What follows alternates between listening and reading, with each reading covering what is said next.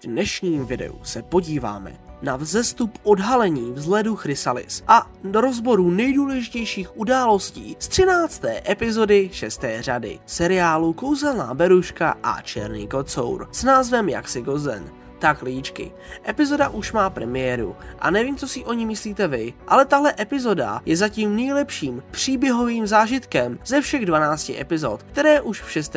řadě vyšly. Podle mě je to prostě mistrovské dílo, ale pěkně po pořádku. O čem vlastně tento díl je a co tak fascinujícího nám přinesl? Začneme dějovou linkou, která je sice vedlejší, ale velmi příjemná.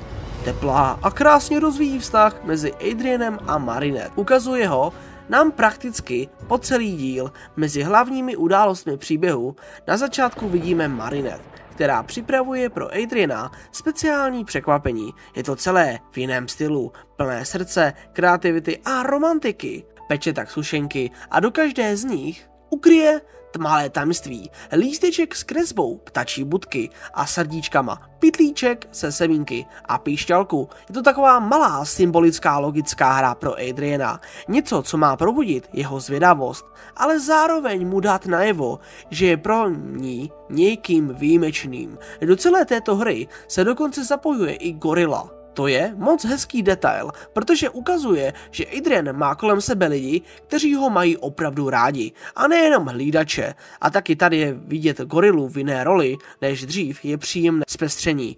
Adrian nakonec záhadu rozluší a dostane od Marinette dopis. Jednoduchý, ale krásný. Krásný den. Miluju tě. Na první pohled maličkost, ale cítí v tom tolik ospravedlností a lásky. Je to jedna z těch scén, které připomínají, že láska nepotřebuje velká gesta. Někdy stačí drobná pozornost. Adrian, jako vždy, chce Marinette potěšit na oplátku a tady začíná celý maraton jeho podivných nápadů. Nejdřív rozhodne, že pro ní něco uplete, protože přece Marinette miluje módu. Tak to musí být skvělý nápad, že? No, ne tak úplně. Když Marinette ten dárek vidí, není si jistá, co to vlastně je, ale s úsměvem mu poděkuje. A i když její reakce byla upřímná, v Adrianových očích se objevují i stíny smutku. Nelíbil se jí to a to je vlastně velmi lidské. Každý z nás se někdy srovnává s někým, koho miluje.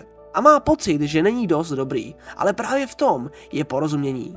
Adrian se ale nevzdává, rozhodne se upéct dort, který upřímně vypadá jako Gabrielova ruka po zásahu kočachly s matem. Doslova, ale snaha se cení. A pak přinese Marinette obrovský steak, který mu sebere pes. A nakonec ještě větší kus žeber, nebo spíš jehněčí kotlety, jak ho opraví Marinette. Ano, zní to absurdně, ale právě tyhle ty momenty jim dodávají život. Ukazují, že mezi nimi panuje pohoda a opravdová radost. Adrian má prostě, řekněme, zvláštní nápady. Mezitím se u Marinette objeví Felix a Kagami. Do celé této situace se zamotá i jejich šperky, o kterých bude řeč později. Marinette jim upustí prsteny, nastane panika a hledání. I když do místnosti vstoupí Adrian, všechno se stane ještě trapnějším. Marinette a ostatní si rychle vymyslí historku o prstenech a Adrian, jako obvykle, jim to všechno zbaští. Nakonec se ukáže, že prsteny měl po celou dobu pod jeho botou a pokoj vypadá, jako by tam prošel hurikán. A i když k tomu přičteme jeho kouzelnické pokusy, je to komická, ale zároveň symbolická scéna. Ukazuje, jak tenká je hranice mezi Marinettiným obyčejným životem a jejím tajemstvím jako berušky. Každý takový chaos je metaforou tlaku, který v sobě nese už dlouho. A jak tenhle Adrianet příběh z epizody končí, podle mě velmi hezky. Klidně s úsměvem celý ten chaos, smích a trapné situace nakonec ustoupí. V rodinné atmosféře vidíme Adriana, jak sedí u stolu s Marinette a jejími rodiči. Všude voní večeře, panuje ten výjimečný klid, který člověk cítí jen doma, mezi lidmi, kteří ho opravdu milují. Adrian s jemným úsměvem říká, že asi nikdy nebude schopen ukázat Marinette, jak moc jí miluje. A ona mu odpoví s typickou upřímností, že je zvláštní, jak často se snažíme dělat věci, stejně jako ona, i když ono o to přece nejde. V lásce nejde o soutěž, stačí být sám sebou. Ten moment, obyčejný, každodenní, ale plný emocí, ukazuje něco velmi důležitého. Adrian je chlapec, který celý život znal jen prázdnotu obrovského domu a chladná slova svého otce. Poprvé cítí, že někam opravdu patří, samozřejmě, že má doma Gorilu a Natalii, kteří se o něj starají, ale tohle je něco jiného. Kdyby nedostal nápad s Darkem, nikdy by spolu s Marnet a jejími rodiči neseděli u jednoho stolu. A teď tam jsou, smějí se, povídají si, tohle je ten okamžik, kdy Adrian našel něco, co celý život hledal. Rodinu, jednu už ztratil, přišel o otce, o matku, ale získal druhou, takovou, která ho nesoudí, nekontroluje ho, neklade mu podmínky, jen ho prostě má ráda. A to je ten zásadní rozdíl mezi láskou a posedlostí. Rozdíl mezi svobodou a touhou vlastní druhého člověka. A víte vy co? Mně se to strašně líbí. Adrian má v Natalii jako oporu, cítí se u ní dobře. Teď i v rodině má Marinette, jen škoda, že obě strany před ním stále tají pravdu o jeho otci. Ta otázka svobody a vlastnictví se ale netýká jen Adriana. Podobná situace se odehrává i mezi dalšími dvojici postav, Felixem a Kagami. Ty hrají v této epizodě klíčovou roli. Pokud jste díl viděli, víte, že jejich příběh je mnohem vážnější. Začíná to vztahem mezi Tomoe a Kagami. Vztahem matky a dcery, který doslova exploduje emocemi.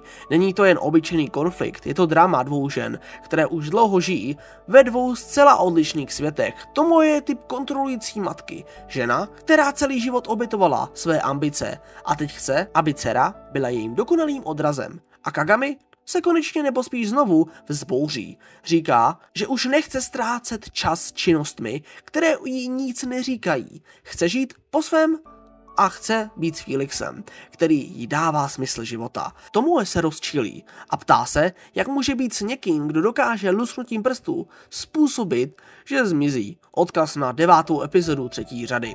A tehdy Kagami konečně vyjádří všechno, co v sobě roky dusila. Řekne nahlas to samé, co kdysi Adrian řekl svému otci v epizodě Mr. Agrest. Jediné monstrum v tomhle domě nejsi ty, ale ty, mami. To je neuvěřitelná silná psychologická scéna, protože v každé takové hádce, ať už v pohádce nebo v reálném životě, nejde o slova, ale o svobodu, o právo být sám sebou. Tomoe roky kontrolovala každý Kagamin krok, dokonce i její city samotné. A teď ztrácí moc nad někým, koho si chtěla vytvořit po svém. A to jí děsí. Zlost v Kagami roste, když se Tomoe pokusí vzít jí prsten s Amokem. Symbolické spojení jejich osudů. Kagami se promění v Ryuko. A to není jen fyzická proměna, ale i emocionální osvobození. Konečně ze sebe dostává všechnu frustraci, křik a bolest. Řekne, nemůžu tě milovat za to, co jsi mi udělala. A to bolí, protože opravdová láska, zvlášť mezi rodičem a dítětem, by neměla být podmíněná, ale v tom zranění je naděje. Kagami dává matce poslední šanci, říká, uklidni se, neskaz to, není to jen výhruška, je to poslední most mezi nimi, protože už dřív jí dala možnost změnit se. Kagami totiž kdysi slíbila Berušce, že Tomoe nezavřou. I když mohla být potrestána za spolupráci s monarchou, Beruška ji tedy mohla vydat spravedlnosti, ale neudělala to, protože doufala, že se Tomoe změní. Tahle epizoda je dalším příkladem 6. řady, kdy dítě bojuje s rodičem, který ovládá jeho život a nedává mu svobodu. Po celé té emocionální bouři, když Tomoe zůstane sama, sundá brýle a tehdy zjistíme, že není slepá. Její oči jsou kybernetické, ano, přesně tak. A to vyvolává spoustu otázek, jak dlouho je má. Měla je od doby, co ztratila zrak, nebo si je nechala implementovat teprve nedávno, v retrospektivě, která nás vrací do doby, kdy Tomoe mluvila s Gabrielem v jeho sídle v Tokiu, ještě před událostmi epizody. Riposta za 2. řady Gabriel jí žádá o pomoc, cítí, že hrdinové sílí. Tomoe mu chladně odpoví, že možná on sám je ten slabý. Zpočátku odmítá jeho nabídku, ale Gabriel jí slíbí něco, čemu nedokáže odolat. Že pokud mu pomůže získat Miraculum Berušky a Černého kocoura, společně vysloví přání, které jí vrátí zrak, který ztratila kvůli poškozenému Miraculu Páva. A on si samozřejmě přál vrátit k životu Emily, svou manželku, i za cenu obětování jejich dcery, protože to byla právě Tomoe, kdo navrhl, aby se Kagami vdala za prince z pohádky, ideálního, silného, poslušného jako Adrian. Oba, Adrian i Kagami, jsou stvořeni stejnou magií, jsou sentiment příšery a právě kvůli té dohodě mezi Gabrielem a Tomoe jsme je poprvé viděli ve 2. řadě. Kdy se přestěhovali do Paříže, Tomoe tehdy netušila, co všechno se chystá. Nechala se Gabrielovým plánem vtáhnout, ale jak víme, všechno nakonec skončilo katastrofálně. Hned na začátku této epizody, ještě před úvodní znělkou, vidíme scénu, kdy Gabriel byl už na pokraji šílenství, připravený obětovat všechno. Tomoe, obvykle chladná, tehdy působila nervózně. Dokonce ho prosil, aby přestal riskovat a dal jejich plánu čas, ale on ji přerušil a řekl chladně: "Vím, co dělám, brzy tě už nebudu potřebovat." A zavěsil. Ticho, na její tváři se objevil strach. Poprvé jsme viděli, že i v ní je něco lidského. Dokonce vyslovila jméno své dcery, jako by se bála o její život. A právě v tu chvíli si Tomoe uvědomila, že musí jednat. Dokud není pozdě, vzala telefon a zavolala. Nejpravděpodobnější, což víme, že jistě Lile řekla, že Gabriel ji odpojil od systému a že jeho posedlost může všechno zničit. A poprosila ji, aby šla do jeho rezidence a stala se jejíma očima i rukama. A přesně tehdy, jak si dobře pamatujete, Lila ukradla Miraculum motýla. Tahle scéna nám připomíná, jak se Tomoe tehdy cítila odstrčená, nepotřebná, vědoucí, že Gabriel se stará jen o sebe a o své přání, ale zároveň krásně rozvíjí i její příběh. Ukazuje, že s Lilou měla už tehdy společnou minulost a teď v současnosti Lila vstupuje do domu Tomoe, probudí ze vzpomínek jediným slovem mami. A tohle jedno slovo způsobí, že celý fandom vybuchne teoriemi. Je Lila skutečně dcerou Tomoe? Jsou Kagami a Lila sestry? Nevíme. Ale kde někdo zmínil, že Lila řekla v 5. řadě, že Kagami je pro ní jako sestra, přidal gif, který to naznačuje. Asi to nebude náhoda, že? No, čas ukáže. Lila se Tomoe omlouvá za neohlášenou návštěvu, ale hned přebírá kontrolu nad situací, říká, že cítí její zklamání a že jí chce pomoci. A v tu chvíli se odhaluje jako nová vládkyně zla Chrysalis. Její vzhled je temný, elegantní a hypnotizující. Jistě, je to otázka vkusu, ale podle mě dokonale odráží její osobnost. Tomoe okamžitě pochopí, s kým má tu čest. Ví, že právě Lila má teď Miraculum motýla a v tom okamžiku se mezi nimi opět utváří spojenectví. Dvě ženy, které touží po kontrole. Lila přichází s plánem a ten ďábelský chytrý, pokud Tomoe nedokáže ovládat Kagami, může ovládat Felixe, jejího přítele. Zní to krutě, ale logicky. Když psychologie studená a účinná manipulace, plán Lily je přesně promyšlený. Tomoe má být akumatizovaná. Jejím úkolem bude chytit Felixe. V tu chvíli Lila vymění jeho prsten za falešný a převezme kontrolu nad jeho amokem. Tím by se Felix stal jejím špehem mezi hrdiny. Získal by pro ně informace a pomáhal jim ukrást Miracula Berušky a černého kocoura. Je to geniální, ale zároveň děsivé, protože ten plán není jen o moci, je o úplném zbavení člověka svobody. A tahle scéna také ukazuje, že Lila si plně uvědomuje, že Felix i Kagami jsou senty příšery, bytosti stvořené poškozenou magií pavího Miracula. Otázkou je, ví to i o Adrianovi, Felix a Kagami se mezitím snaží navzájem chránit jejich vztah. Je upřímný, jiný než vztah Marinette a Adriana.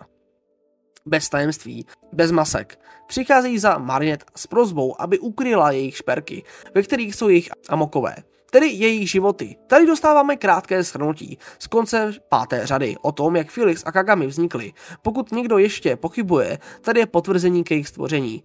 Bylo použito poškozené paví Miraculum, kvůli tomu je jejich existence omezená. Nejsou plnohodnotní lidé, ale magické bytosti, vázané na své amoky. A to znamená, že kdokoliv, kdo vlastní jejich amok, má nad nimi naprostou kontrolu, může je zranit, ovládnout nebo dokonce zničit jedním gestem. Zatím jsou v bezpečí, dokud má Felix svůj prsten.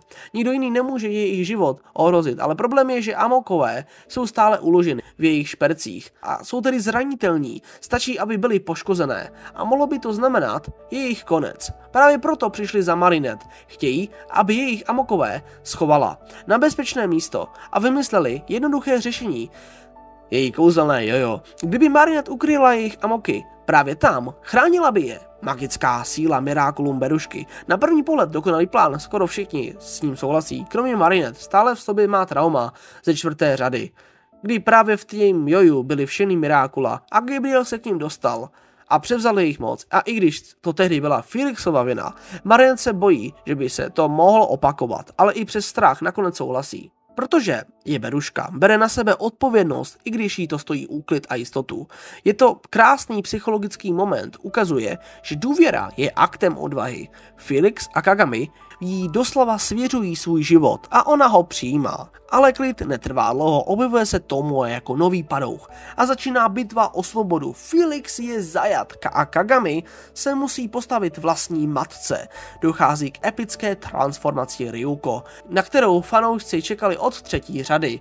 Následuje krátká, ale velmi silná scéna boje, plná dialogů a emocí. Kagami nebojuje jen za sebe, ale i za právo milovat, za svobodu od kontroly, za možnost být sama sebou. Nakonec pán Lily nevyjde, sama si uvědomí, že situace nezvládá a požádá padoucha, aby ji propustil, tak aby ji hrdinové neviděli. A i když my diváci už známe její tvář, ona stále skrývá svou totožnost. Zloduši jsou poraženi, škody napraveny. Hrdinové šťastní, jenže netuší, že to všechno byl jen další krok v mnohem větší hře. Felix a Kagami si nechávají své amoky u sebe a tím nad sebou stále drží hrozbu. A kdo ví, co přinese budoucnost? Možná nebude problémem Kagami, ale Felix, zvlášť když víme, že Lila a Tomoe na konci epizody odcházejí na zkusku tajné organizace. Ano, té samé, kterou jsme viděli v epizodě El Toro de Piedra. Tentokrát se všichni členové připojují k jednání přes zvláštní dílovou místnost, stejnou, jako jsme viděli ve speciálu Londýn. V rozhovoru se dozvídáme, že otec Natalie mluví o Gabrielovi jako o výjimečném diamantu, ale teď prý nastal čas představit nového krále luxusu. Toho, kdo Gabriela nahradí a kde to je, všechno nasvědčuje tomu, že právě Lila neboli Chrysalis se stává dalším diamantem, který má za úkol získat Mirákula, Berušky a Černého kocoura. Po odvysílání epizody se objevují nejdůležitější otázky. Zná vůbec zbytek té tajné organizace pravdu? Vědí, že Lila vlastní Mirákul motýla a pokud ano, dovolí jí ho používat, nebo aby ho používala? Otec Natalie přece také touží získat Mirákula pro sebe, takže by určitě nechtěl, aby je získal někdo jiný, nebo si myslí, že je má Natalie. A hlavně, kdy se Tomoe a Lila vlastně poznali, od kdy spolupracují? Chtěla i Tomoe získat Mirákula motýla a Lila jí přechytračila, nebo je to její právě matka? No otázek je hodně, odpovědí málo, ale víme jedno, první polovina 6. řady skončila opravdu silnou epizodou, která rozvinula spoustu dějových linií, sahajících až k začátkům seriálu. A i když tajemství Gabriela stále nebylo odhaleno, čeká nás ještě hodně. Tomoe, Lila jako Chrysalis a záhadná organizace v pozadí. Jak to všechno dopadne? Ukáže už druhá polovina 6. řady, která se blíží blízkými kroky, takže přihlaste se k odběru, zapněte si zvoneček a napište, jaké dojmy ve vás zanechal 13. díl Jaxi Gozen. A my se uvidíme u dalšího rozboru a dalšího videa. Čus!